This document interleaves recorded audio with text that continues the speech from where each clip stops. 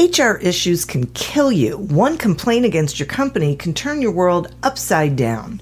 And you spend way too much time dealing with HR when you should be spending your time on making a profit. You should talk to Bambi. With Bambi, get access to your own dedicated US-based HR manager starting at just $99 per month. They get to know you and your business while providing HR expertise and the personal touch you need and want. They're available by phone, email, and real-time chat, so onboarding and terminations run smoothly. Team members reach peak performance, and your business stays compliant with changing HR regulations.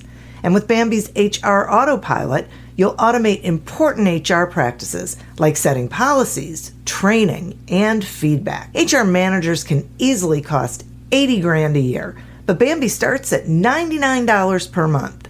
Schedule your free conversation today to see how much Bambi can take off your plate. Go to Bambi.com right now and type in Accelerate under podcast when you sign up. It'll really help the show. Spelled BAM, BEE.com.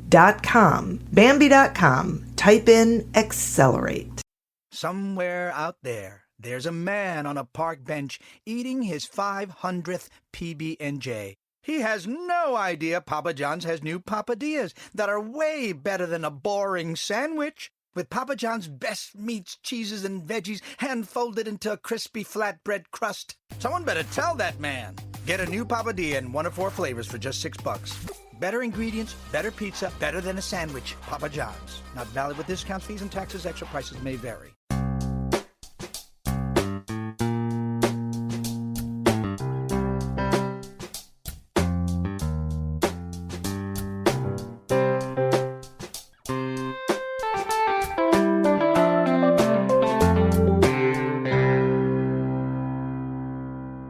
Welcome to Accelerate Your Business Growth with your host, Diane Helbig. Diane is a leading small business development and leadership coach, author, and speaker who is passionate about sharing valuable ideas, tips, and techniques with business professionals worldwide. Diane brings you the world's experts and gurus in all things business. Whether it's sales, structure, social media, planning, or plateauing, guests bring their expertise and energy to each episode. When growing your business is your focus, Accelerate Your Business Growth is the show to listen to. Got a topic or guest suggestion? Let Diane know. The goal is to make sure you have the information you need to move your business forward. Thanks for joining us. Settle in and enjoy. Hi, everybody. Thank you so much for joining me. Today's podcast is sponsored by Audible.com. Audible.com is a leading provider of spoken audio entertainment and information. Listen to audiobooks whenever and wherever you want. Get a free book when you sign up for a 30-day free trial at audibletrial.com/businessgrowth. Accelerate Your Business Growth podcast continues to enjoy inclusion on lists of the best podcasts to listen to and is recognized as a great resource for business leaders, small business owners, sales professionals, and aspiring entrepreneurs. This is due in large part to the guests who join me. These are folks who have expertise in certain areas of business, and they give of their time and their talent so that you can get the answers you need and do better things in your business. Today we have such a guest. With me today is Yonason Goldson. Yonason is Director of Ethical Imperatives, LLC, teaching professionals how good ethics is good business and the benefits of intellectual diversity. He's a keynote speaker, strategic storyteller, and TEDx presenter. He's also a community rabbi, recovered hitchhiker and circumnavigator, former newspaper columnist, and retired high school teacher in St. Louis. His most recent book is Fix Your Broken Windows, a 12-step program for promoting ethical affluence. Thanks so much for joining me today, Yonason. It's a pleasure, Diane. Thanks for having me on. I am thrilled. I want to dive right into this because I want to know what you mean by ethical affluence. Well, look at the stats. various studies have shown that companies rated highest for ethics can perform anywhere from 1% to 5% higher than companies that aren't, or than the average. And simply, ethics is so foundational to our culture, to our society, whether that's our personal lives or our professional lives. A recent study asked employees what they wanted most from an employer. And the number one answer was not pay or opportunity to advance or vacations. It was a boss we can trust. And that really tells you so much about what people want. Of course, we want to make a living. Of course, we want to do well. Of course, we want advancement. But we want to be part of something where we feel we're making a contribution, where our contribution is recognized, and where we're contributing to something that's intrinsically meaningful. And when we have that, we have higher morale, we have higher engagement, you have less workplace conflict. I mean, according to studies, somewhere around $500 billion a year estimated loss in workplace conflict, workplace disengagement. It's really, when you think about it, it's really a no-brainer to be a happier workplace, a more productive workplace, more loyal workers, less turnover. Everybody's going to do better. Through ethics, we become affluent. I just love that. Just this morning, I was doing a workshop with some frontline leaders, you know, folks who have to lead their peers, even though they don't necessarily have the authority that they need to have in order to really make it effective. So it's always an interesting thing. And one of the things that really rings out whenever I do these trainings is this thing about a boss you can trust, like, you know, someone who's got your back, someone who is doing the right things for the right reasons, not avoiding conflict, but not being divisive or denigrating. You know, it's like all of those things. Boy, I get this. This really is, has an impact. Yeah, if I can tell you a quick anecdote. Sure. I taught high school for 20 years here in St. Louis, but before that I was in another city. And we had a principal there. It was toxic. It was the administration against the teachers. And it got worse and worse. Eventually one day, my wife got a phone call from a board member. And this person said to my wife, "Where are you going?" My wife said, "What are you talking about?" So, well, the principal announced at the board meeting that you and your husband weren't coming back next year because you'd taken a position elsewhere. Oh. And we were really interested to hear this because we knew nothing about it. Surprise. Yeah. So, you know, fortunately we landed on our feet, but the principal got fired the next year. Wow. And I heard through the grapevine he's never held a job since. Wow, So, really? You know, what goes around comes around, and we don't wish ill on others.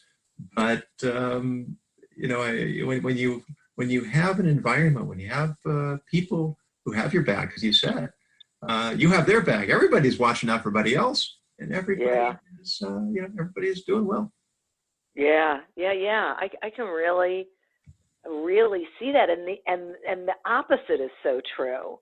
That when you don't feel like you can trust your boss, then you can't really trust anything or anyone. So you're always on edge. Yeah, and that spills off into your family life too. I mean, if you're trying to hold it together at work, and then you come home and you try to relax, and then you end up going off on your wife and your kids, and you know, it's not just limited to the workplace. Yeah, boy, it's so. This is a huge topic. Do you think? How do I want to ask this question?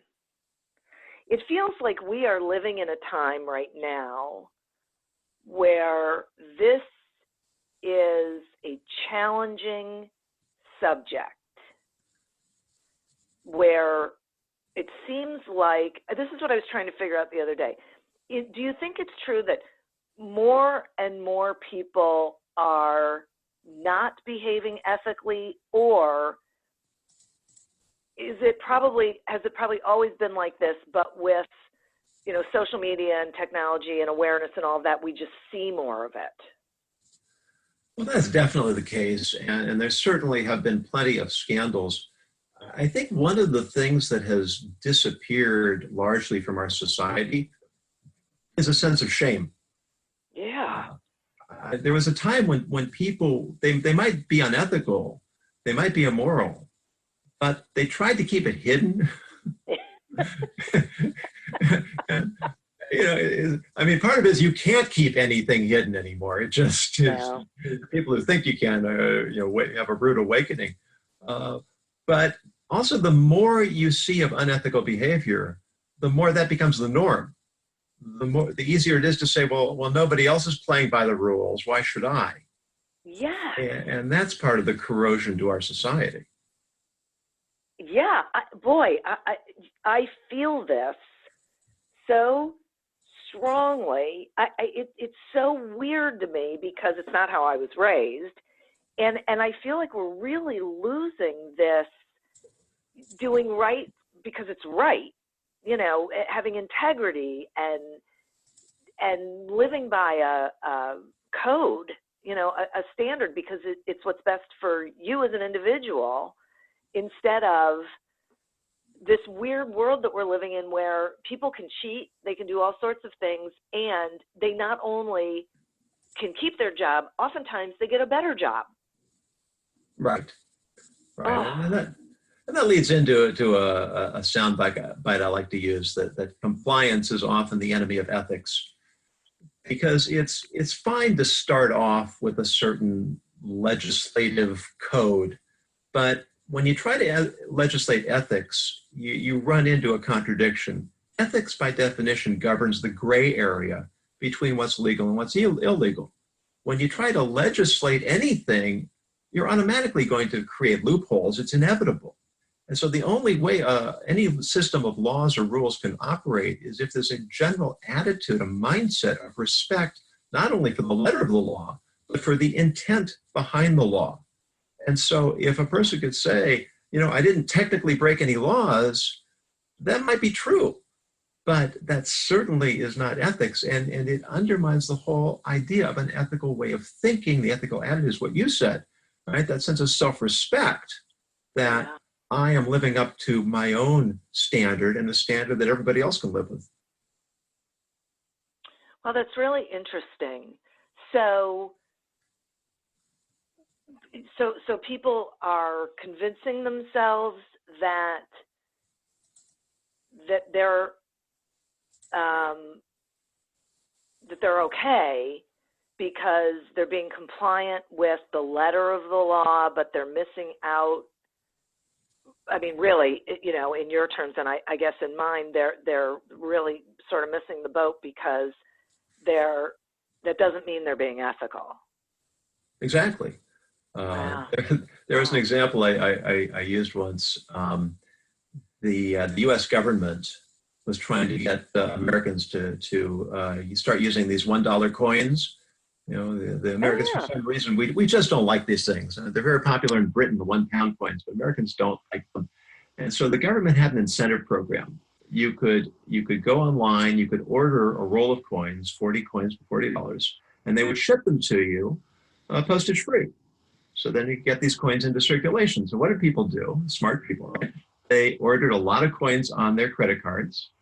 Then they took the coins straight from getting them in the mail, the bank, put them in their account, and then got the credit card points.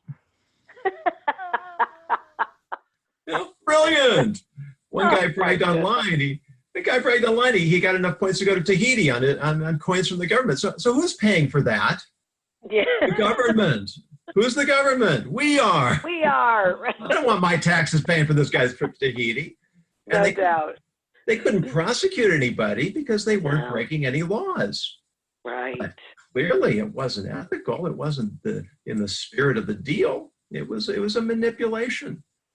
That's and a you can have great example. manipulations like that, and the whole structure of society starts to disintegrate. Yeah, exactly.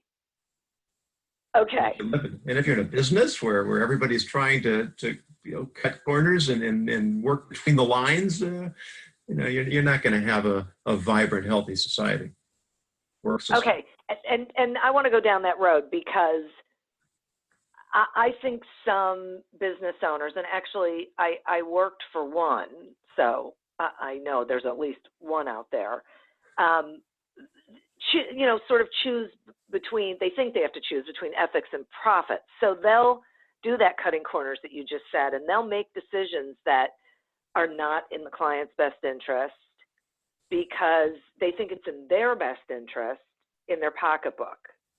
So what would you say in response to that? Well, very simply, you can point to some very prominent examples to the contrary. You ever walk into Trader Joe's? You've got all these people bagging groceries that love working there.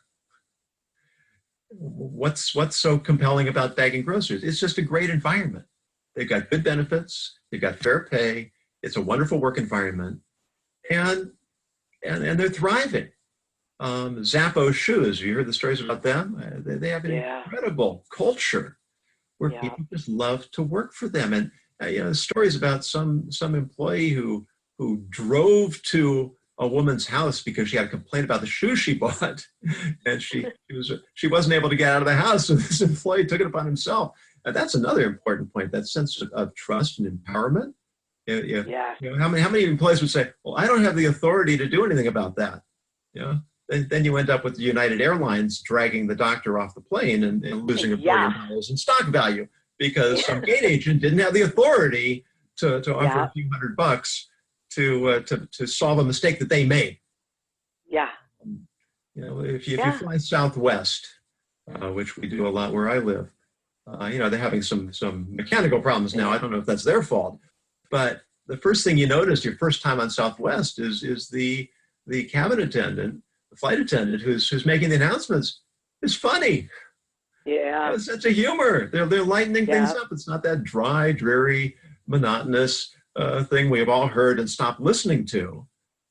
You create a culture where the people enjoy working, where the clients enjoy patronizing, and even if you may have to sacrifice a little bit in short-term gain, you're going to benefit tremendously in long-term revenue. Definitely. I wholeheartedly believe this. And as you said, there are so many examples of it. We see it all the time. And when people think about experiences that they've had, positive and negative, I think they realize, I'm hoping they realize, that the positive ones are the ones where the culture is great, the way they treat their people and their customers is great, and it doesn't necessarily cost anything. Like, I always tell this story, I've probably told it a million times, that when Duluth Trading opened a location here in Cleveland, it was right before Christmas, and I wanted to go get my husband a present from there, and I went in, the place was packed. They had all of these registers, and all of them had people there, and they had a line through the store with people waiting in line. And there was this gal who could not have been happier, walking up and down the line saying, "Can I get you a bottle of water? Can I get you?" And people were going, "Yeah, sure." And she'd run in the back and she'd get it. And I noticed someone had a cup of coffee, so I said, "Well, I'd like a cup of coffee." She goes, "No problem." She runs into the back, gets a cup of coffee, brings it out to me. So, okay, we had to wait in line, but you know what? It wasn't that bad. They made it an enjoyable experience, and it didn't cost them anything when you think about it in the greater scheme of things compared to what it would have if it had been an unpleasant experience. Yeah, I mean, the old cliche of being penny wise and pound foolish. Yeah.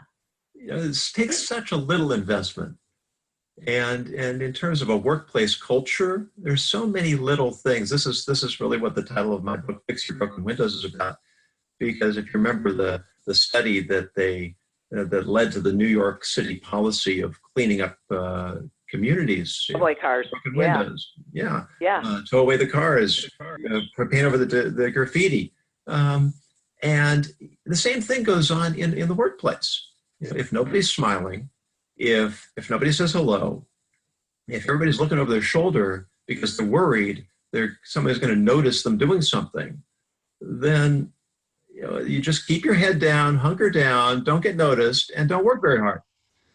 Right. Because a few little tweaks in a professional culture can transform a workplace environment, and you just get so much more out of everyone.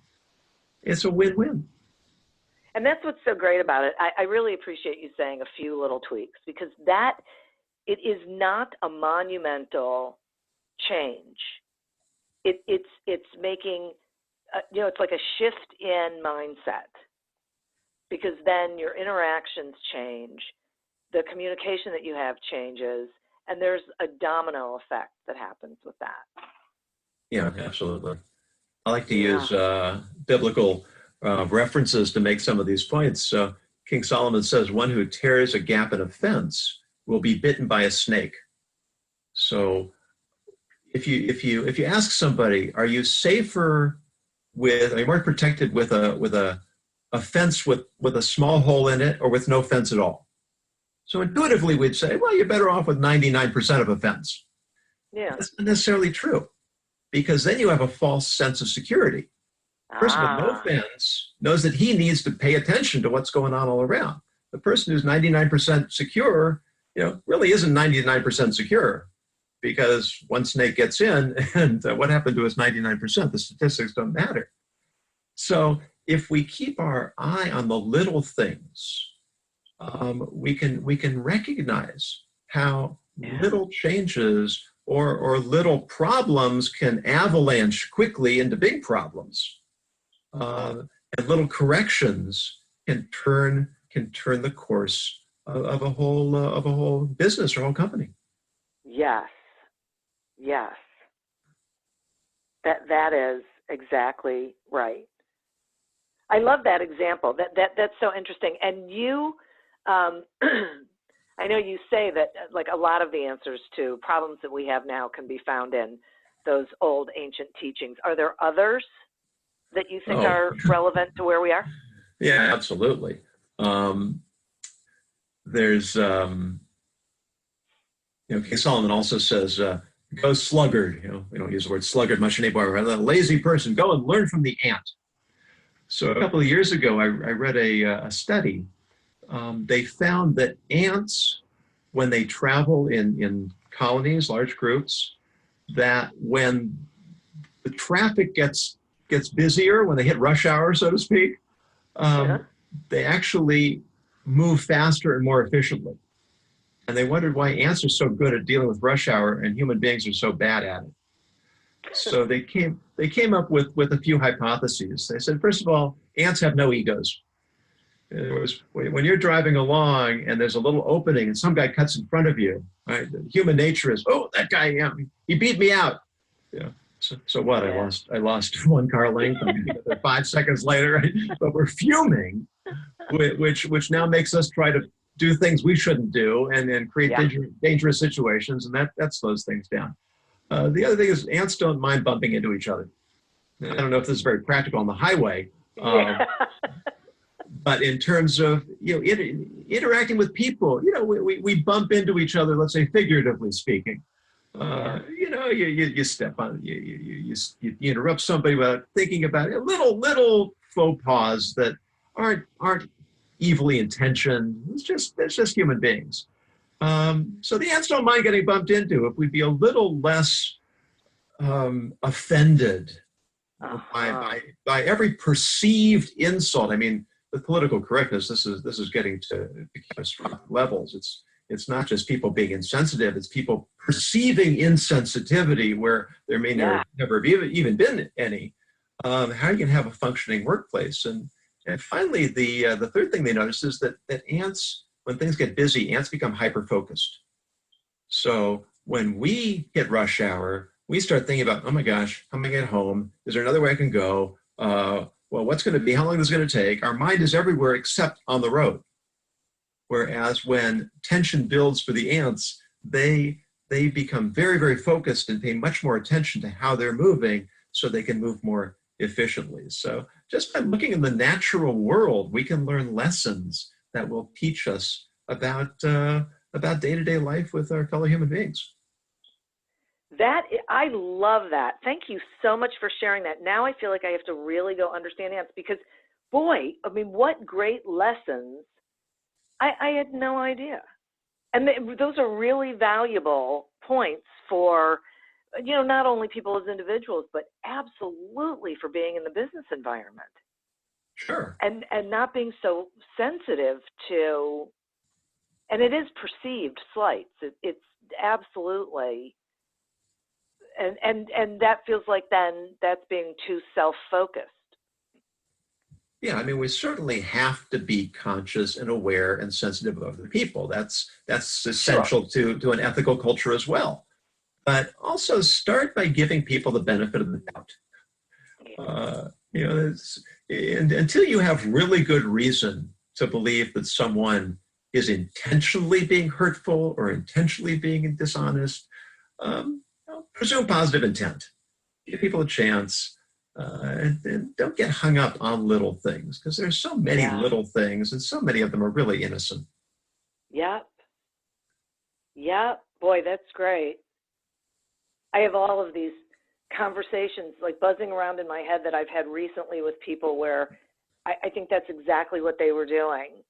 That they were just being way too sensitive about and jumping to conclusions, when it comes to intent instead of being more forgiving or giving in the conversation. It's really interesting. Yeah, I had a case where a person I was very, very friendly with stopped talking to me for 3 years. What'd you do? I made a few overtures, and what I really should have done is I should have approached him right away and said, please tell me what I did to offend you. I was dealing with my own stuff, and I just didn't have the mental energy for it. But that's what I should have done. But eventually, he shows up and he tells me it's time to let bygones be bygones. And I said, so can you just tell me what did I do? What happened? And I mean, I can't even explain it to you. But it was such a small, casual comment. That he just exploded into this massive offense, and it was just I was beside myself when he told me it. I mean, with disbelief, I couldn't believe that someone would fabricate in his own mind such a major event over such a tiny little thing. And how well did you know him before that happened? Like, how long had you known him before that happened? Oh, we'd been pretty good friends for several years.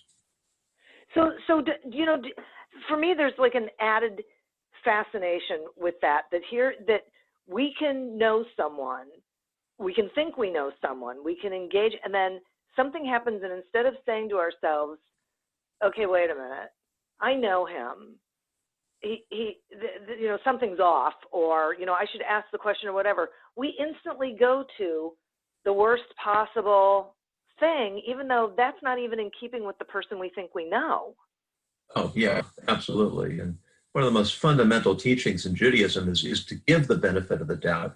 And we have books and books and books written with accumulated stories, vignettes, parables of cases where people saw others doing things that looked heinous and turned out to be entirely innocent.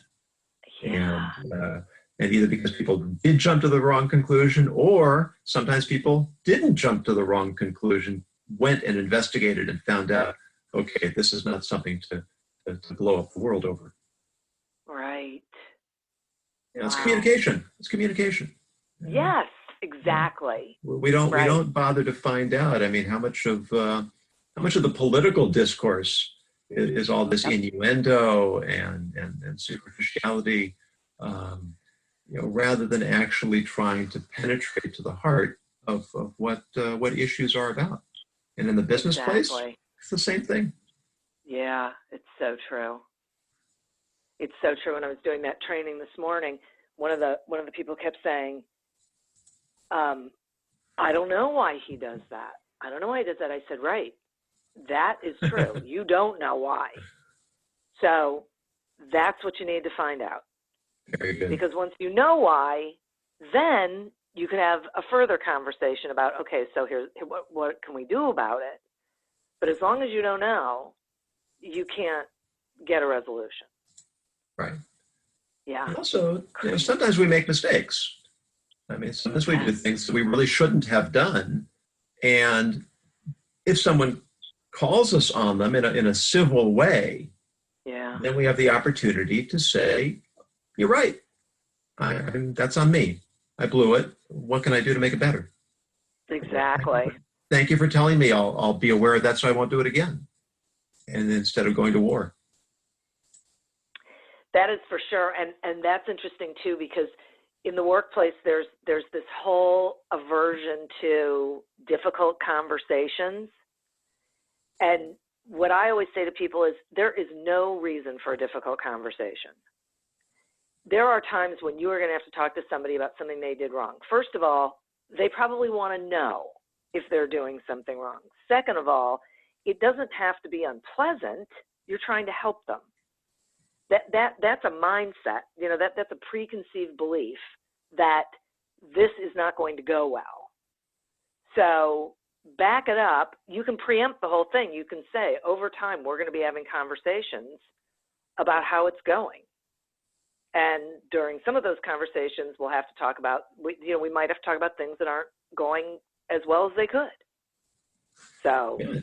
And if you see somebody doing something that's not right, either they don't understand what they should be doing or whatever the context is, and you don't address it, that itself is unethical. Yes, thank you. You know, to witness somebody else, because you're setting that person up for bigger problems down the line, or you may be endangering a project, or just from a philosophical point of view, that we all need each other. We depend on each other. Yeah, that's great. I never thought about it as an ethical issue, so that's really awesome. That is really great. That'll cause all sorts of conversations.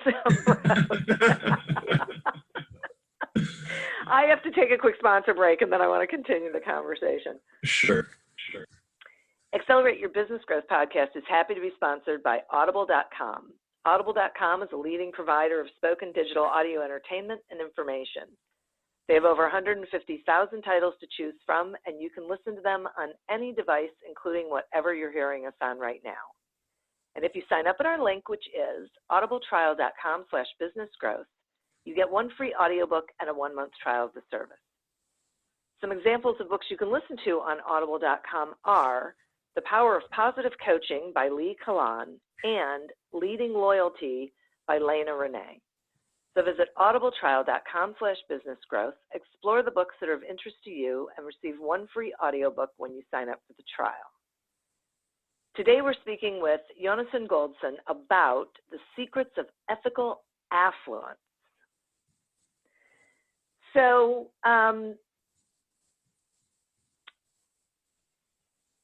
we've talked, it's so interesting for me because we have really been, talking about things that go on in business that are challenging. And I found it so interesting right before we went to the break that this whole thing about difficult conversations and talking to people about things that aren't necessarily going well, when you said, not helping someone when you see them doing something wrong is an ethical issue, which I had never looked at it that way. It leads me to ask and to wonder, about other ethical dilemmas that you've seen or you've experienced that you can share, because maybe we aren't seeing them as ethical dilemmas. Sure. One of those, this is such a small thing, but the person I helped with it is still, it's been a couple of years, and every time I see this physical therapist, She almost never lets a meeting go by without thanking me for this piece of advice that took all of 45 seconds to solve what in her mind was an insoluble problem. She had been renting a room in an office from another doctor, and for years. And every year they raised her rent. And they were finally raising it to a point where she simply couldn't afford to stay there anymore. But she had become very friendly with these people, and they had helped her out tremendously. And she felt torn. She felt that to simply walk away was in some way a betrayal of them, but she couldn't afford to stay. So I said, all you need to do is explain the situation to them. Say you very much want to stay, but you can't afford, you can only afford if the rent is such and such. And then make it their decision. Yeah. If you can give me this rent, I'd love to stay. If you can't give me this rent, I'll have to go. Which is it? Which would you like?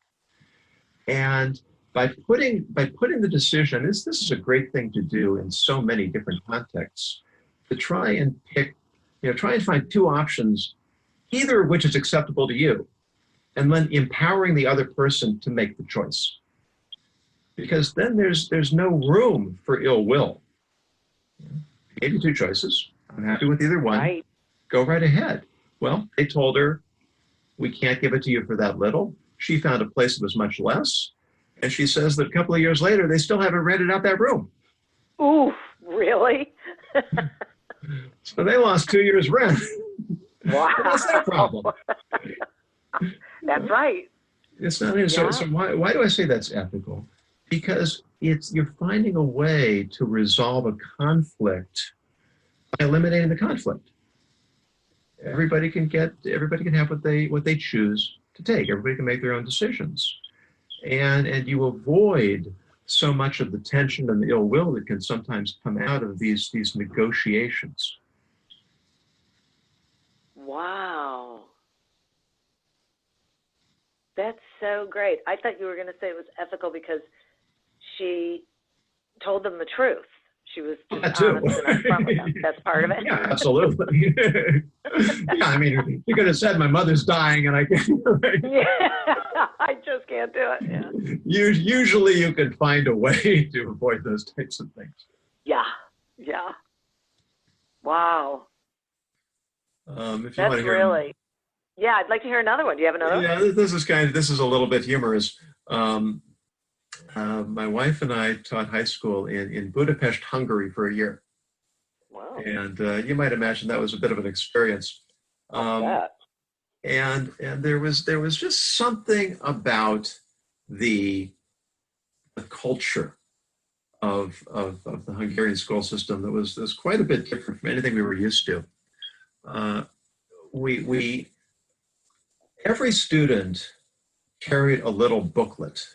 They referred to it as a passport. And it almost was like looked like a passport. And this was for discipline. So if a student did anything, any breach of decorum, violation of school policy or school rules, a teacher who witnessed it could take this booklet, write a little note in it, give the booklet back to the student. Another infraction, another note. If a student got enough notes in his or her little book, that student could be sent to the principal, who could write a note in the book. And if a student got enough principal's notes in the book, the student could be expelled. Wow. That was the disciplinary system in the school. So the year before we were there, one student had actually been expelled. And we used to see him.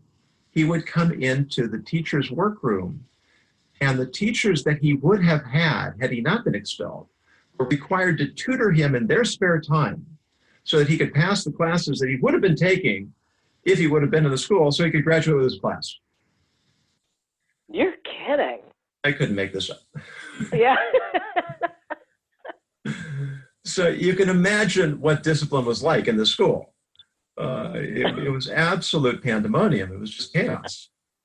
And so we went to the Hungarian administration and we said, can you explain this system to us? It doesn't make any sense. And they said, that's the way we do it in Hungary. Oh. We said, okay, but it's, that it's not working. Yeah. the school's in chaos. That's the way we do it in Hungary. So, but you agree that the school's in chaos. You're not arguing with us about that. That's the way we do it in Hungary. Oh my. They didn't want to deal with it. So they put up with an untenable situation because they didn't want to take responsibility for trying to come up with another way. I mean, we even said to them, let's sit down together. We can come up with something better than this. They were absolutely adamant that this is the way it's done. This is the way we're going to continue doing it. Wow. So, the old thing from Stephen Covey, every institution is set up to get the results that it's getting. Yeah. If you don't like the results, you're going to have to change something. Yeah. And what they say. Yeah, so the ethical mindset is one that says, let's identify the problem, let's figure out why we have the problem, and then let's start looking for solutions so we can make things better. But there has to be that desire to challenge the status quo when it needs to be challenged. Yeah. And to be able to take some risks on implementing something new, which could produce a much better result. Yeah, I completely agree with you. I have learned that people are really resistant to change, not because of the change, but because they don't know what's on the other side of it. So it's like fear of the unknown, right? Absolutely. If they can actually see what life will be like on the other side, it makes it easier for them to make the move. Yeah, this is a major topic I deal with in my keynotes, that we're afraid of what might be, but if we would look at both sides of the fear, right? I'm afraid of what's going to happen if I take this action. I should be afraid what's going to happen if I don't take this action.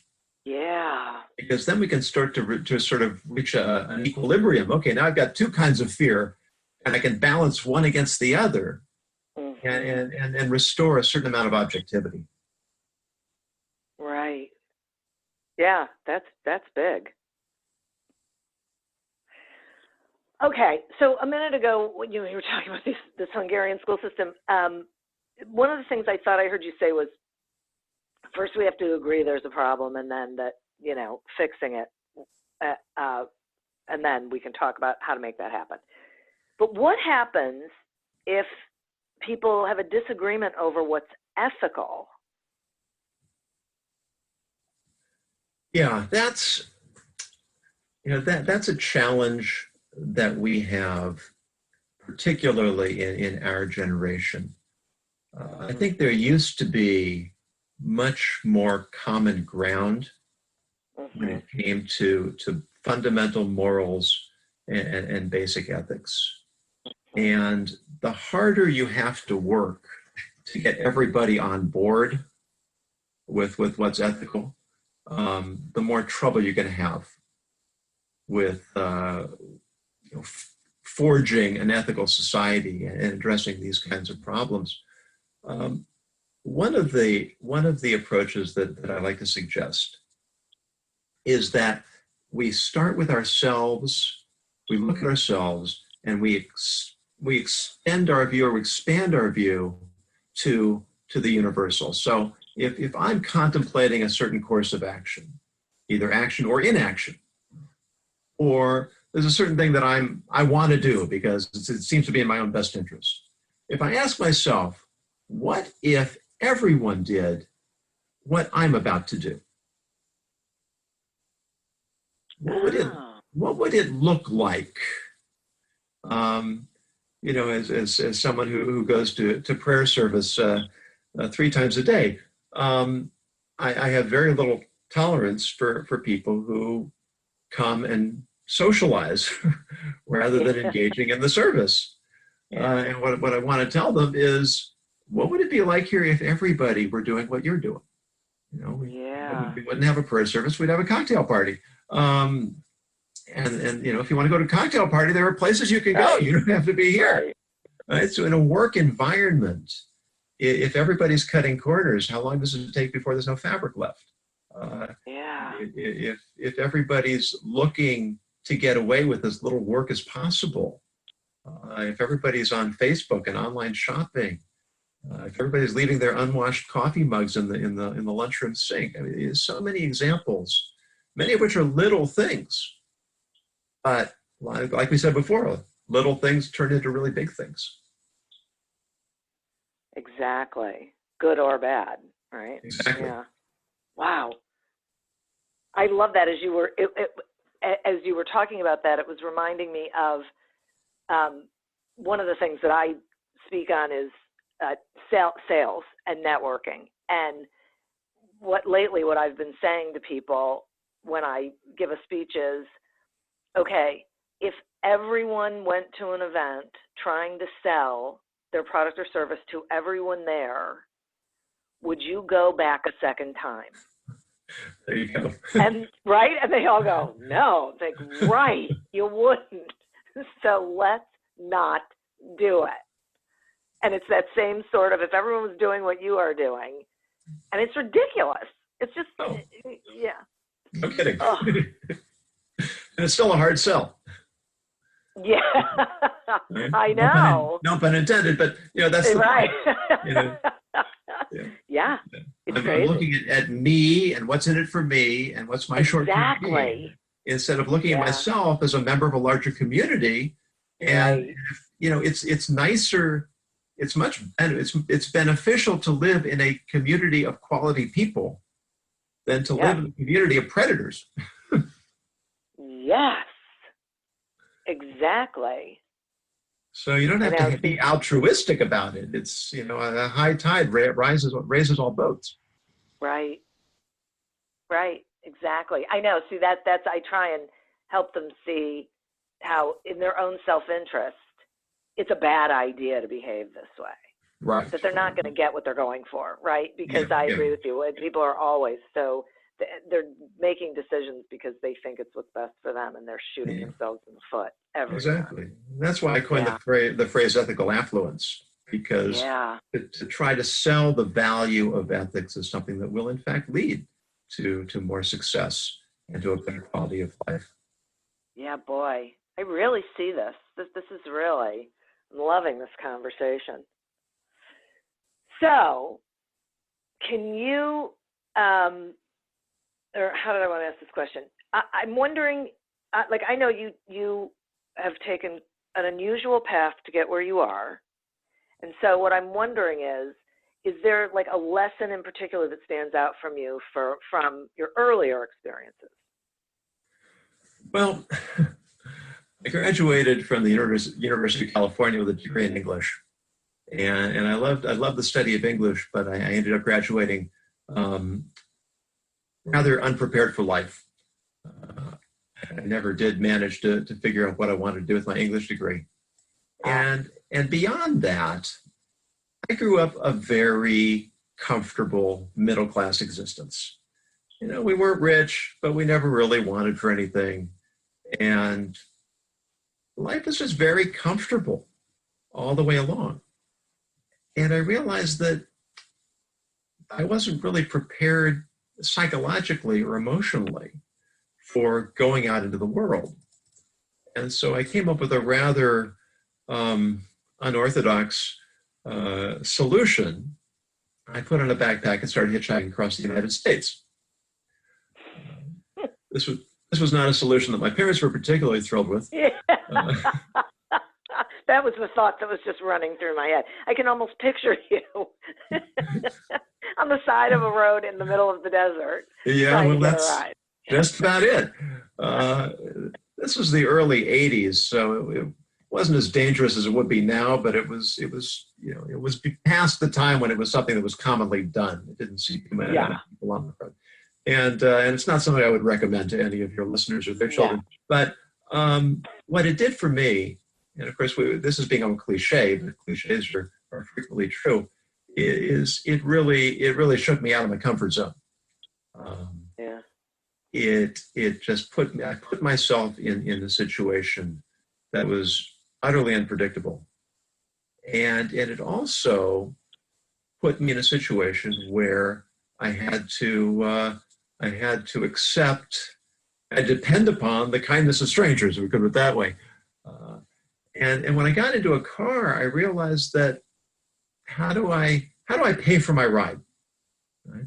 I'm not going to share gas necessarily, but I pay for my ride by being aware of what does the driver want from me. What many, many drivers want when they picked up hitchhikers is someone to listen.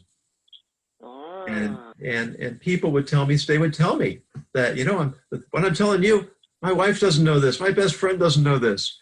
It's the strangers on a train syndrome, except it was strangers in a car. And I realized that was my way of giving back. Wow. Sensitive to what others want, what others need, what I can give. It didn't cost me any more once I was in the car to be a good listener.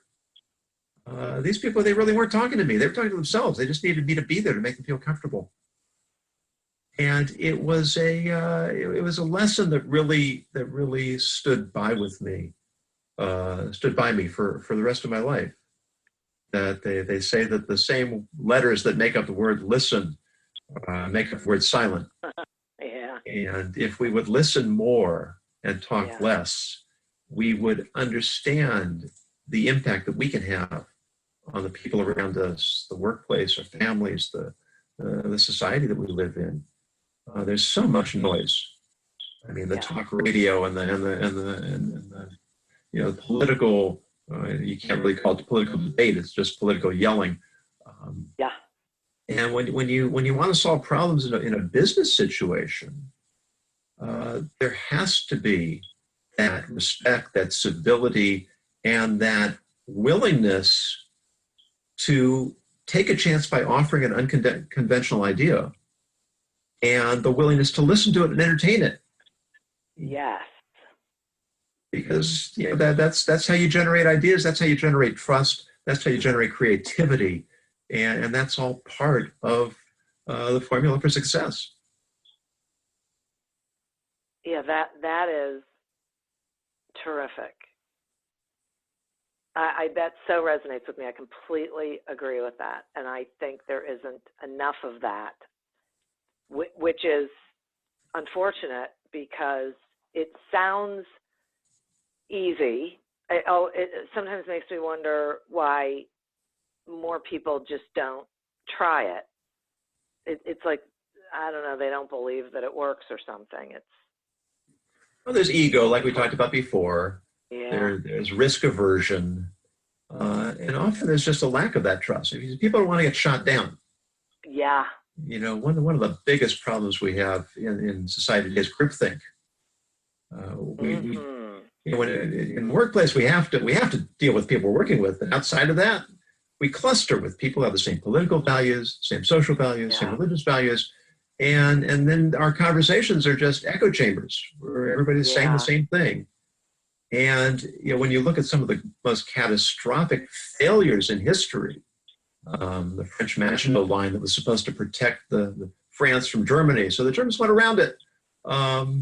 The Bay of Pigs fiasco, the Challenger space shuttle disaster, the 2008 economic collapse. I mean, all of these things, there were lone voices that were saying, we're heading for disaster, folks, and nobody wanted to listen. Yeah. It's not that they wanted to say, no, you're wrong, because they didn't bring counter arguments. Right. They said, no, we're not interested in what you're saying. We like things the way they are, and we're simply going to wish them into continued existence. Good luck with that. Yeah. Uh-huh. And we're living in that now. Absolutely. Yeah. Absolutely. Yeah. Wow. Ugh. Let's end on a happier note, right? We are going to end on a happy note. There's no way we are ending on that one. Well, the flip side is, if you don't do that, you don't get into those situations. Right. There you go. Organization. Yeah. It's true. So did that experience with the hitchhiking, did that have an impact on you making the decision to become a rabbi? Oh, absolutely. Yeah. Just because one thing leads to another, I spent half a year hitchhiking across the United States and then half a year backpacking across Europe. And I ended up in Israel, where I had planned to volunteer in a kibbutz, a collective farm, picking oranges or grapefruits. And when for really bizarre reasons, I ended up not in a kibbutz, but in a rabbinic seminary, rabbinic college. Wow. I really didn't have any intention of becoming a rabbi or even becoming religious. But what I thought about listening, and the lessons I learned in the cars, I was willing to listen to people that I would never have believed would have anything to tell me or teach me. Wow.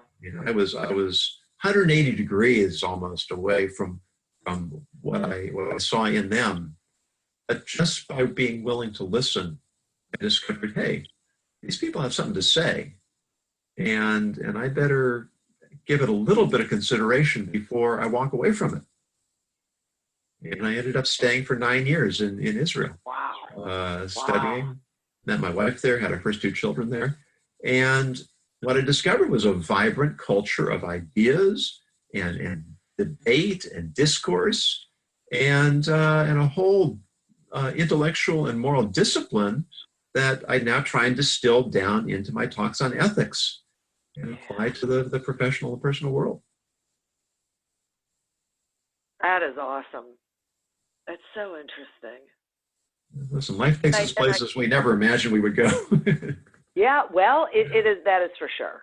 That is absolutely. And just being open to the possibilities. And, I know for me, everything I've experienced got me where I am now. It's and I never would have planned it that way. I never could have seen it. But by being, open to the experiences and not feeling like I didn't, do that, I should be, whatever, it makes it, I think, easier to pay attention and to be present and to listen and really explore and be a little more creative in thinking. Absolutely. Yeah. Wow. I have just loved this conversation, and I really appreciate you joining me and explaining this concept. I am just all in on this concept, and I am sure the listeners are too, because boy, this is a way of considering the workplace that I don't think we've ever really explored here on this podcast. So will you please tell the listeners how they can find you, how they can find your most recent book, previous books, just everything, please.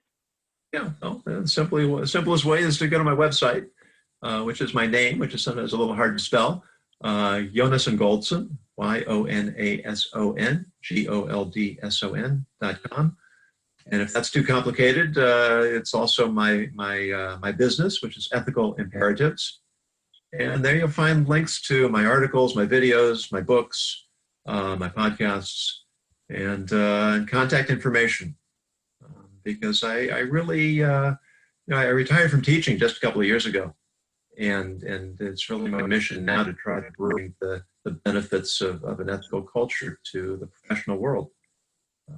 So I'm always looking for partners in that mission. So I appreciate you having me on. Absolutely, and I am happy to help you get that mission out there. I think it is a tremendous one and incredibly necessary.